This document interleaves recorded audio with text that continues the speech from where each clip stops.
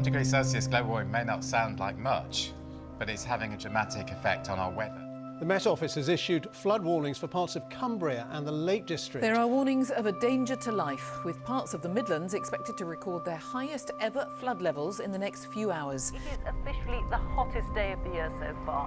In Shrewsbury and neighbouring Ironbridge, the River Severn is continuing to rise after more rain overnight. Let's turn now to 3 extreme climate events around the globe, which many believe are linked by man-made climate change. 12 inches of rain has fallen. Record heat wave in Japan, major flooding in Australia and a deadly avalanche in northern Italy. Now the question is how often this is going to happen, how bad it's going to be. Well, experts say the flooding emergency has been made worse by climate change.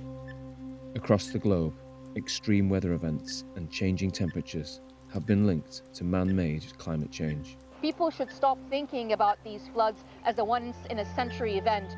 Floods like this are going to happen more often.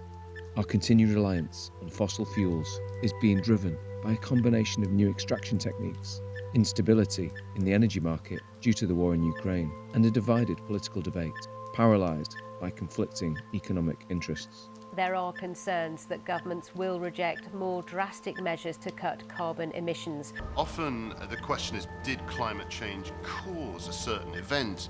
And you can never really answer that question, but what scientists do is to look at whether climate change made a certain event more or less likely. While renewable energy sources, such as wind turbines, have the potential to provide power from perpetual natural resources, reliability, politics, and local disagreements still delay investment in this industry.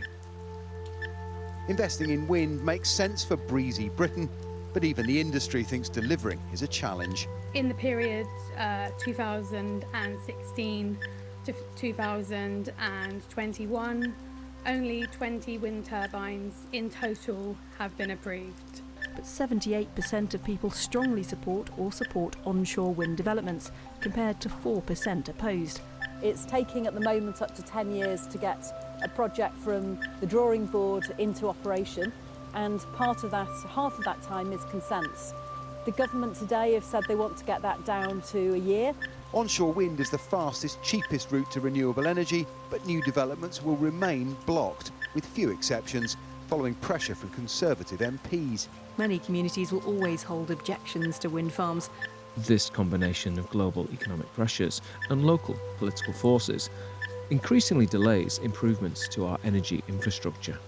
Critics argue that the unpredictability of renewable energy sources, combined with the slow development of scalable energy storage, means that renewables will always need to be supported by other forms of energy production. Wind is an abundant commodity, but to underwrite this bet on renewables, we'll still need fossil fuels. There'll be new North Sea oil and gas licences and a massive investment in nuclear power. But unless we want extreme weather to be our new normal, the UN's panel on climate change has warned that the world is set to reach the 1.5 degree temperature rise within the next 2 decades, and that only the most dramatic cuts in carbon emissions will help prevent this environmental disaster. It's all about electrification. So whether it's from nuclear or offshore wind or onshore wind or solar panels, we've got to electrify society. It's the way we escape. The way we make this the last fossil fuel crisis the UK has to suffer.